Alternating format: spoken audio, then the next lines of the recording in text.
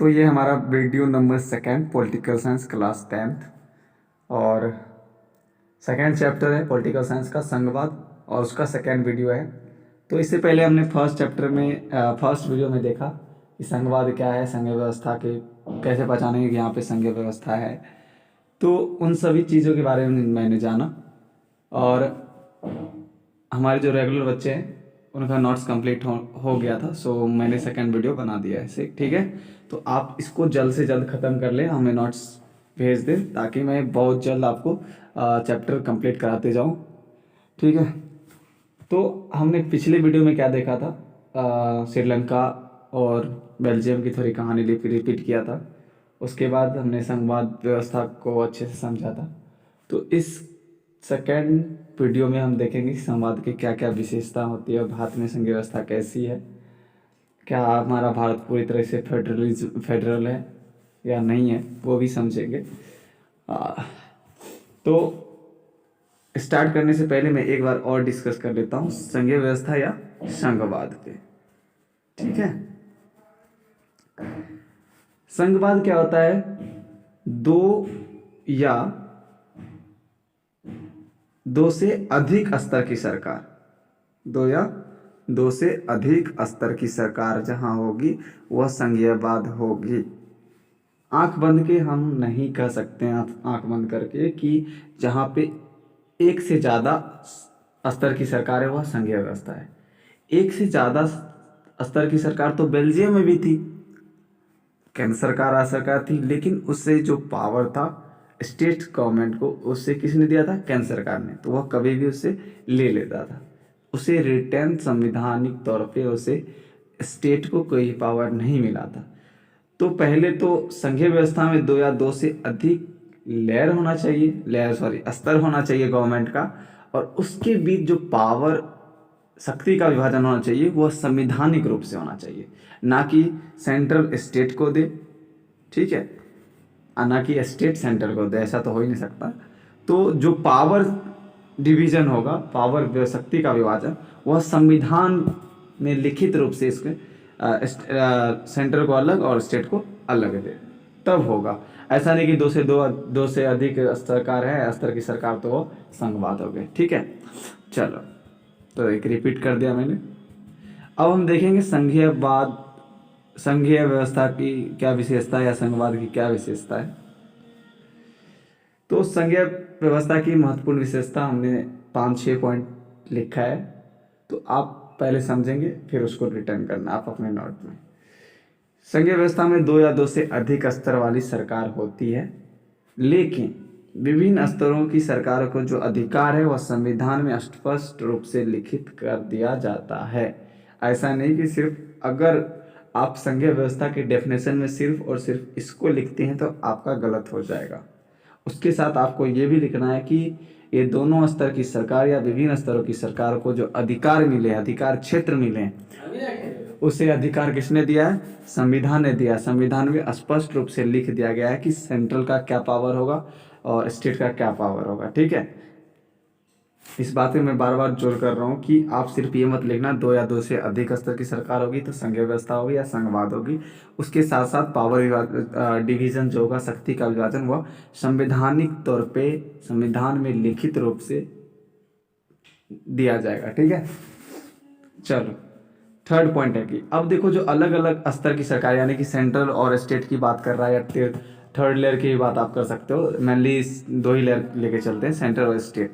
ठीक है, अलग स्तर की जो सरकार होती है एक ही नागरिक समूह पे शासन करता है। मान लो कि ये इंडिया है, तो सेंट्रल गवर्नमेंट कुछ रोल उसका जो विषय होता है वह रूल बनाती है, तो पूरे ऑल ओवर कंट्री में होता है। अगर मान लो हम बिहार में हैं तो बिहार की गवर्नमेंट ने जो रूल रेगुलेशन बनाया वो हम पे इफेक्ट कर रहा है, और सेंट्रल गवर्नमेंट जो ऑल ओवर इंडिया के लिए बनाया वो भी हम पे इफेक्ट कर रहा है। ठीक है, दोनों अलग अलग स्तर की सरकार जो है एक ही नागरिक समूह पे शासन करती है, लेकिन उसे जो शासन करने की शक्ति है, कानून बनाने की शक्ति है, प्रशासन करने की उसके पास शक्ति है, उसका अपना अपना अधिकार क्षेत्र है। ऐसा नहीं कि स्टेट के पास, स्टेट अगर पुलिस पे बनाती है कोई कानून तो सेंट्रल भी पुलिस पे बनाएगी। स्टेट लिस्ट में आती है पुलिस। ठीक है, चलो, इसको इरेज करते हैं।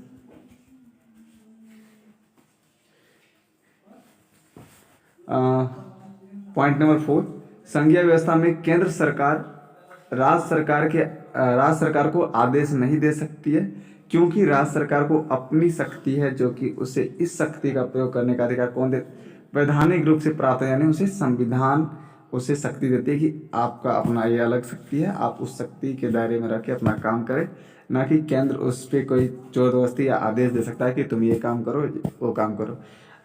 वो जब अमेंडमेंट हो जाएगा और राज्य सूची में आएगा तब वो करेगा राज्य सरकार। ठीक है, राज्य सूची में जो भी होगा राज्य सरकार को जो भी पावर संवैधानिक रूप से दिया जाएगा वही काम करेगी।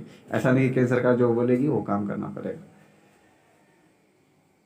5, संघीय व्यवस्था में केंद्र सरकार न राज्य सरकार के प्रति तथा राज्य सरकार न केंद्र सरकार के प्रति जवाबदेही होता है, क्योंकि दोनों के अलग अलग अपने अधिकार क्षेत्र बांटे होते हैं संविधान के द्वारा, और राज्य सरकार ना केंद्र सरकार को के प्रति कोई जवाबदेही होती है कि मुझे कुछ ऐसा करना पड़ेगा कि मुझे केंद्र सरकार को कुछ उसे लिखित या उसे बताना पड़ेगा इस काम करने के लिए। ऐसा कुछ नहीं होता, अपने अपने अधिकार क्षेत्र में रह के दोनों काम करती है। ठीक है, और ये दोनों लोग के प्रति जवाबदेह होते हैं, क्योंकि राज्य सरकार जो चुनी जाती है वह लोग के द्वारा इलेक्टेड होते हैं, और केंद्र सरकार भी जो होती है वह लोग के द्वारा ही इलेक्टेड होते हैं।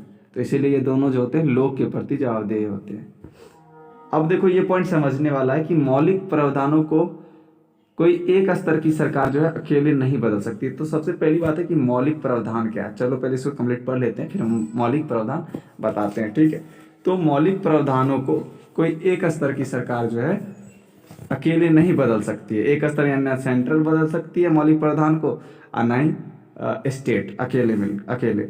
इसके लिए एक विशेष प्रक्रिया से सरकार के दोनों स्तर यानी केंद्र और राज्य दोनों स्तर में सहमति होगा, तब जाके कोई मौलिक प्रावधान में बदलाव होगा। अब मौलिक प्रावधान आप मौलिक अधिकार से रिलेट मत करना, मौलिक प्रावधान अलग है।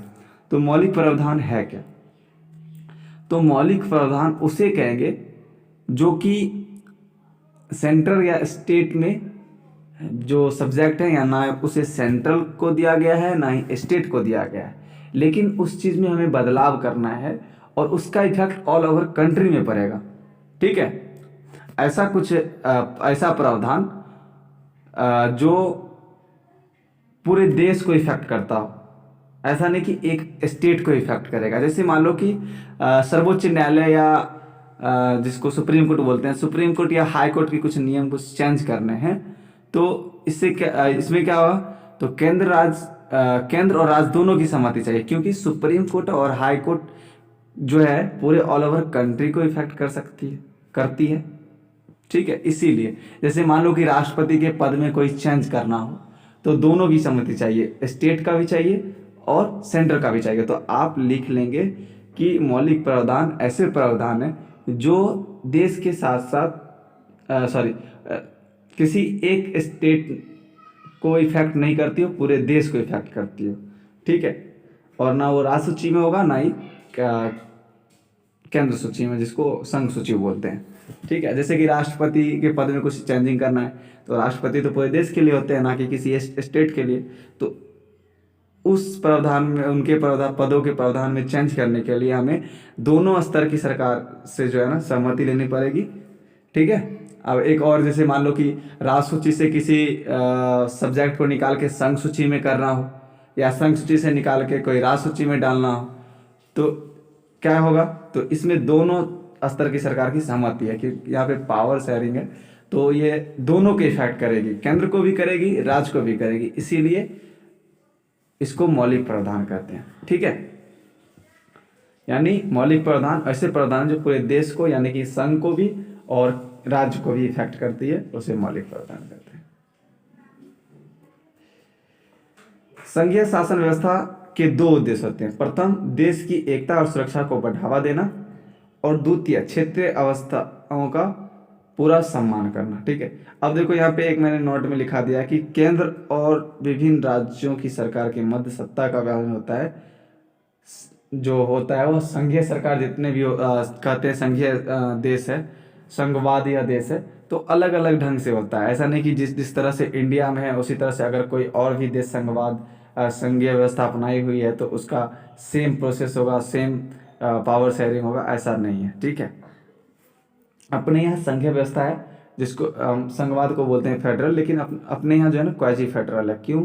तो क्योंकि इसमें हम लोग को देखते हैं कि सेंट्रल ज़्यादा पावरफुल है। कैसे सेंट्रल पावरफुल है?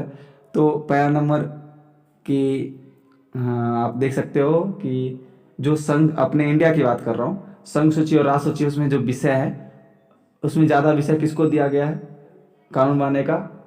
तो संघ को दिया गया है। तो यहाँ पे आपको सेंट्रल एक तरह से मजबूत दिखा। उसके बाद समवर्ती सूची जो है उसमें आप देखिए ज़्यादा इफेक्टिव कौन होता है।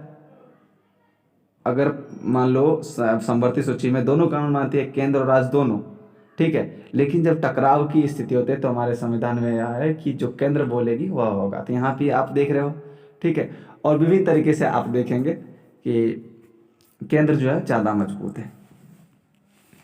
चलो आगे चलते हैं। आगे है आपका संघीय व्यवस्था का क्या हानि है क्या लाभ है, ये छोटा सा पॉइंट है। तो संघीय व्यवस्था में हानि यह है कि अब मान लो संघीय व्यवस्था में होता है राज्य सरकार होती है, केंद्र सरकार होती है, उसके अंतर्गत बहुत सारे एमएलए एमपी, बहुत सारे डिपार्टमेंट होते हैं, सबके अलग अलग शक्तियाँ दी गई है। तो अगर किसी चीज़ को लागू करना है तो उसके लिए 10 लोग से पूछो। अगर जहाँ पे एकात्मक सरकार है वहाँ तो एक आदमी अपना माइंड से चल रहा है, जब चाहे जो चीज़ लागू कर रहा है, ठीक है, वहाँ निर्णय लेने में समय नहीं लगता, लेकिन गलत निर्णय ले आता है कभी कभी एकात्मक सरकार में। लेकिन संघीय व्यवस्था में हानि ये होता है कि निर्णय लेने में अधिक समय लगता है, लेकिन उसके साथ साथ क्या है, लाभ भी तो होता है कि बेहतर निर्णय होता है।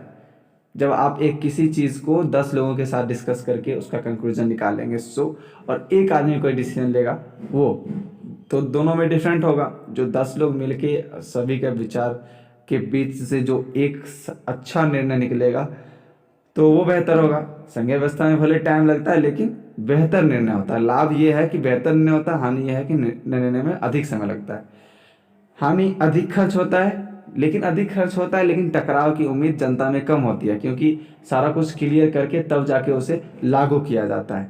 अब क्रियान्वयन में समय लगता है, क्रियान्वयन में समय लगेगा, नियम कानून बहुत सारे डिपार्टमेंट से गुजरना पड़ता है। तो और लेकिन अगर संघीय व्यवस्था है तो वहाँ पे लोकतंत्र की मजबूती मिलती है।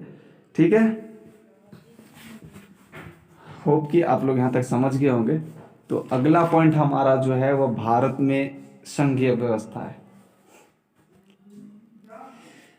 देखो, भारत में संघीय व्यवस्था है तो आपको पता होगा कि भारत जब आज़ाद हुआ था तो आज़ादी के साथ ही उन्हें, ऐसा नहीं है कि सारे कष्ट दूर हो गए थे भारत का। आज़ादी के बाद उनके पास बहुत सारी चुनौतियां थी कि जो रजवाड़े हैं उसे कैसे मिला के रखे, क्योंकि बहुत सारे रजवाड़े को अंग्रेजों ने बोल दिया था कि जो रजवाड़े हैं, रजवाड़ा, आपको इसके बारे में थोड़ा बता देता हूँ। रजवाड़ा किसको बोलते थे? जो जहाँ पे अंग्रेज के थ्रू, अंग्रेज जो है राजा के थ्रू शासन करवाता था। अंग्रेज दो तरह से शासन करता था, एक डायरेक्ट एक इनडायरेक्ट। ठीक है, तो डायरेक्ट तो खुद करता था, 4 जगह मद्रास को और चेन्नई ऐसे समथिंग 4 जगह करते थे, कोलकाता। और जहाँ इनडायरेक्ट करते थे वहाँ पे राजा को रख देते थे, जिसे रजवाड़ा बोलते थे। 365 के आसपास रजवाड़ा थे। तो आज़ादी के समय कह दिया गया कि रजवाड़े जितने हैं उनके राजा पे डिपेंड करता है कि आप भारत में मिलना चाहते हैं, इंडिया में या पाकिस्तान में।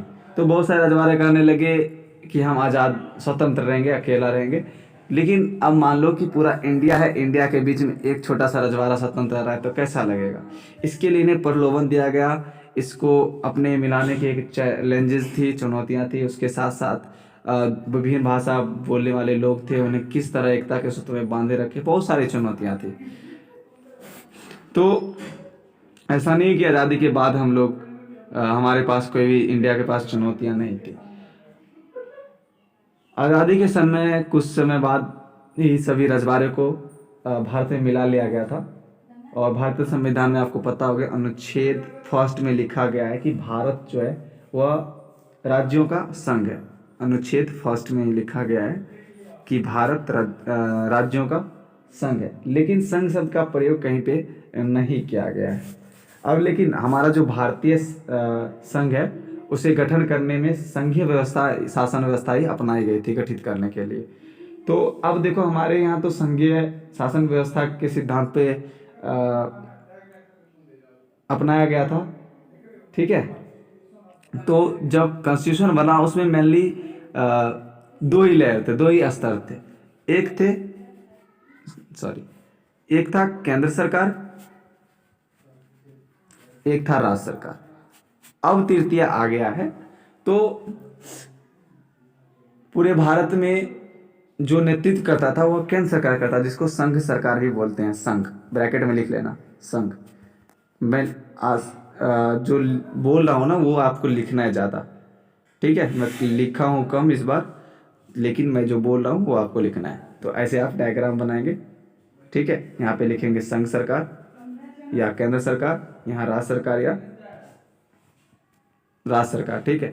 जो संघ सरकार होती है वह पूरे भारत संघ के लिए संघ का प्रतिनिधित्व करती है। जो राज्य सरकार होता है वह एक किसी इंडिविजुअल स्टेट में राज्य, अपने राज्य में नेतृत्व करती है। तो ये दो जो स्तर है यह मूल संविधान में था, ठीक है। और ये दोनों का अपना अपना अधिकार क्षेत्र है, अपने अधिकार क्षेत्र में अपने स्तर पर सब काम करती है। लेकिन तीसरा स्तर हम लोग का कब आया? 1973 में पंचायती राज आया, ठीक है। 1993 में आया, ठीक है। अब देखो, तो यहाँ पे हमने देख लिया कि संविधान में केंद्र सरकार, राज्य सरकार दो लेयर थे संविधान में, ठीक है, क्या संघ और राज्य। तो दो या दो से अधिक हुए भारत में सरकार के स्तर तो संघ हो गए। इसके बीच पावर भी डिवाइड किया गया, जिसको हम लोग संघ सूची, राष्ट्र सूची और समवर्ती सूची के रूप में जानते हैं। तो ये अब हम समझ गए कि यहाँ पे दो स्तर की सरकार भी है और दोनों के बीच पावर शेयरिंग का अलग अलग सूची भी है। तो क्या हो गया, हमारा देश संघीय है, लेकिन संघीय होते हुए भी संघीय नहीं है। फेडरल होते हुए फेडरल नहीं है, क्वाजी फेडरल है। क्वाजी फेडरल किस तरह है वो भी एक वीडियो में सेपरेट बताऊंगा, बहुत सारे पॉइंट को लेके। मैंने 2 पॉइंट बताया था कि जो संघ सूची है, स्टेट सूची है, तो संघ सूची में ज़्यादा सब्जेक्ट दिए गए थे, यानी ज़्यादा पावर दिए गए उन्हें। समवर्ती सूची में ज़्यादा पावरफुल केंद्र सरकार होती है, ठीक है। तो आगे चलते हैं, संघ सूची देखते हैं। हाँ, जिसको पहले विधायी अधिकारों का 3 सूची बोलते हैं। तो संविधान ने जो है केंद्र और राज्य, भारत की बात हो रही है अभी, केंद्र सभी, ऐसा नहीं है कि सभी स्टेट, सभी देश में केंद्र और राज्य के बीच विधायी अधिकारों को 3 सूची में बांट दिया गया था, ऐसा नहीं है, ठीक है। तो केंद्र और राज्य, भारत की बात कर रहा हूँ, उनके बीच में विधायी अधिकार, ठीक है, 3 सूची में बांटा गया। 3 सूची में बांटा गया। फर्स्ट संघ सूची, दूसरा राज्य सूची, तीसरा समवर्ती सूची, ठीक है। जब हमारा कॉन्स्टिट्यूशन बना था उस समय संघ सूची में 97 सब्जेक्ट रखा गया था कि 97 सब्जेक्ट ऐसे हैं जिसपे केंद्र सरकार रूल रेगुलेशन कानून बनाएगी और उसे इम्प्लीमेंट तो इसे जो एग्जीक्यूटिव होते हैं वो कराते हैं। जो राज्य सूची है उसमें 66 सब्जेक्ट रखे गए थे, ठीक है। और जो समवर्ती सूची है उसमें 47 सब्जेक्ट रखे गए थे, ठीक है। लेकिन अभी तक अमेंडमेंट करते करते बढ़ाया गया, घटाया गया, तो अभी संघ सूची में 100 सब्जेक्ट हैं। 100 विषय पे संघ यानी केंद्र सरकार जो है कानून बना सकती है। राज्य सरकार जो है अब इसमें से 5 सब्जेक्ट हटा के समवर्ती सूची और संघ सूची में ऐड कर दिया गया। तो अब इसमें सिर्फ 61 ही बचा है। 61 विषय पे राज्य सरकार अभी कानून बना सकती है। और समवर्ती सूची 47। तो समवर्ती सूची में केंद्र और राज्य दोनों कानून बनाती है, ठीक है। पॉइंट कि केंद्र और राज्य सरकार के मध्य जो अधिकार का विधान है वह करना सरल नहीं है। अब देखो क्यों सरल नहीं है कि अकेले जो सांसद है, यानी कि केंद्र सरकार का जो विधायी अंग है सांसद, तो अगर कोई भी अधिकार में परिवर्तन करना है तो उसे परिवर्तन करने का अधिकार सिर्फ और सिर्फ सांसद को नहीं है, ठीक है। ऐसे परिवर्तन करने हैं तो आपको विशेष रूप से दोनों सदनों के 2/3 बहुमत के साथ राज्यों से भी सलाह लेनी पड़ती है, राज्यों से भी स्वीकृति लेनी पड़ती है। यानी कि अधिकार क्षेत्र जो दिया गया है किसका, सेंटर का और स्टेट का, अगर इसमें बदलाव करना है तो सिर्फ और सिर्फ सांसद नहीं कर सकती है। इसके लिए सांसद के 2 सदन जो है हमारे,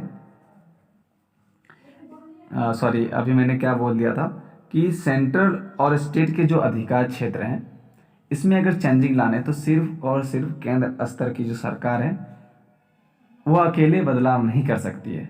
सबसे पहले उसे बदलाव करने के लिए सांसद के जो 2 सदन हैं, लोकसभा और राज्यसभा, वहाँ के 2/3 बहुमत को स्वीकार करते हुए और सभी स्टेट से कम आधे स्टेट जो है अगर उसको स्वीकृति दे जाती है तब किसी भी विषय को सेंटर से स्टेट में किया जा सकता है या स्टेट से सेंटर में किया जा सकता है।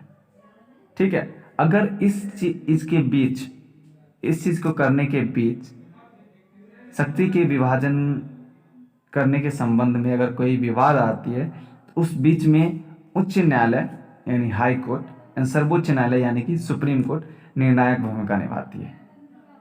ठीक है, तो होप कि यहाँ तक वीडियो कंप्लीट हो गई होगी। अगर आपको कुछ समझ नहीं आया तो आप व्हाट्सएप ग्रुप में पूछ ले या कमेंट सेक्शन में पूछ ले। वीडियो कैसा लगा आप हमें जरूर कमेंट सेक्शन में बताएंगे।